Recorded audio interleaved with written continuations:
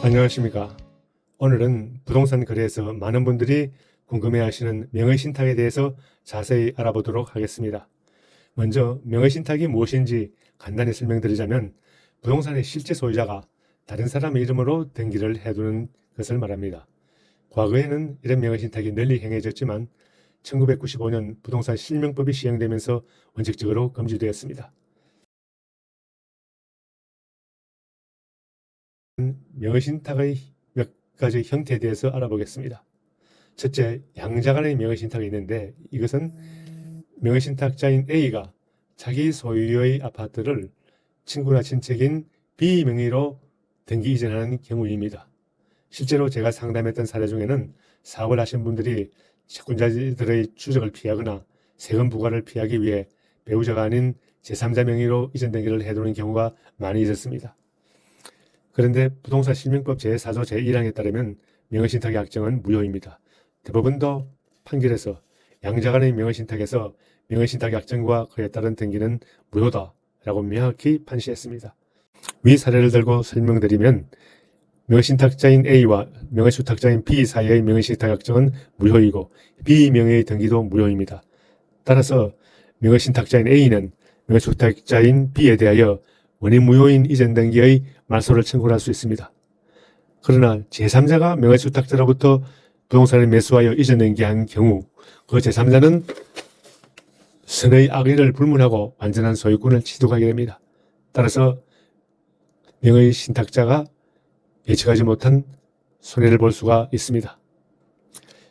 이 경우 주의할 사항이 있는데 양자간의 명의신탁의 경우 과정금이 부동산 가액의 30%까지 부과될 수 있으며 세금 문제도 발생할 수 있으니 반드시 이 부분은 주의하실 필요가 있습니다.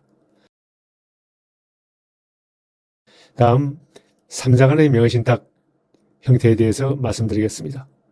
3자간의 명의신탁은 조금 더 복잡합니다. 예를 들면 명의신탁자인 A가 B로부터 B 소유의 부동산을 매수하기 위하여 A의 친구 내지 친척인 C 명의로 B와 매매 계약을 체결하도록 하고 소유권 이전 등기를 하는 경우입니다. 이러한 3자간 명의신탁의 경우 대법원 판례에 의하면 매도인 B가 A와 C 사이의 명의신탁 약정의 존재를 알고 있었는지 여부에 따라서 법률 효과가 달라집니다.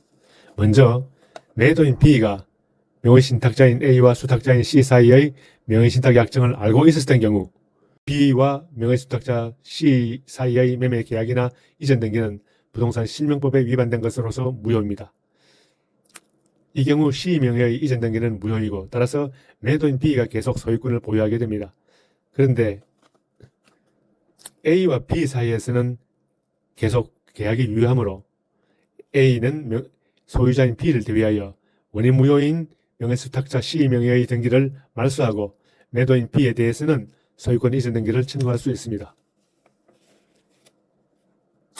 그러나 이러한 3자간 명의신탁에 관하여 매도인 B가 A와 C 사이의 명의신탁 약정을 모르고 있었을 경우 B와 소유자인 B와 명의수탁자인 C 사이의 매매 계약은 유효하고 A는 명의수탁자인 C를 상대로 명의신탁 약정을 근거로 이전 등기를 청구할 수 없습니다. 왜냐하면 A와 C 사이의 명의신탁 약정은 무효이기 때문입니다. 이러한 경우 명의수탁자가 C가 횡재를 할 수 있는데 이를 방지하기 위하여 대법원 판례에 의하면 명의신탁자 A는 명의수탁자 C를 상대로 당초에 지급한 매매대금 상당을 부당히 늑으로서 반환 청구를 할 수 있습니다.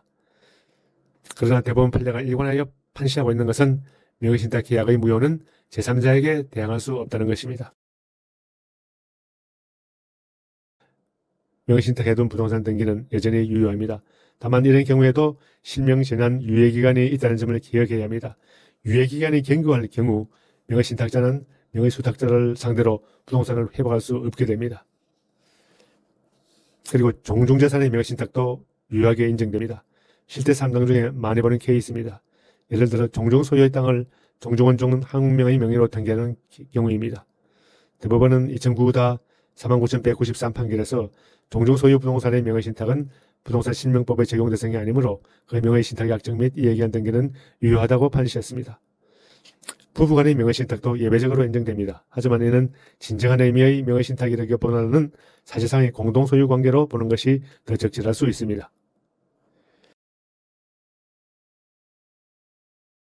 그리고 유효한 명의신탁이라고 해서 아무런 제재가 없는 것은 아닙니다. 과징금이 부과될 수 있고 경우에 따라서는 형사처벌의 대상이 될 수도 있습니다. 특히 조세 문제가 발생할 수 있기 때문에 주의가 필요합니다.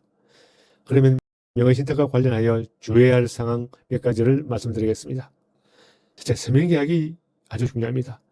명의신탁 관계를 입증하기 위해서는 서면 증거가 매우 중요합니다. 구두로만 약속한 경우 나중에 분쟁이 발생했을 때 입증이 매우 어려워집니다. 그리고 명의신탁이 발각되면 과징금과 세금 부과는 물론 형사처벌의 대상까지 될 수가 있습니다. 특히 과징금은 부동산 가액의 30%까지 부과될 수 있으므로 경제적 부담이 매우 큽니다. 따라서 명의신탁과 관련해서는 사전에 법률 전문가와 상의하는 것이 중요하다고 하겠습니다. 그리고 명의수탁자가 임의로 부동산을 처분하거나 담보로 제공할 경우 그 거래의 상대방의 선의 악의를 불문하고 그 거래는 유효하게 됩니다. 이러한 결과는 명의신탁자에게 예측하지 못한 손해를 초래할 수가 있습니다.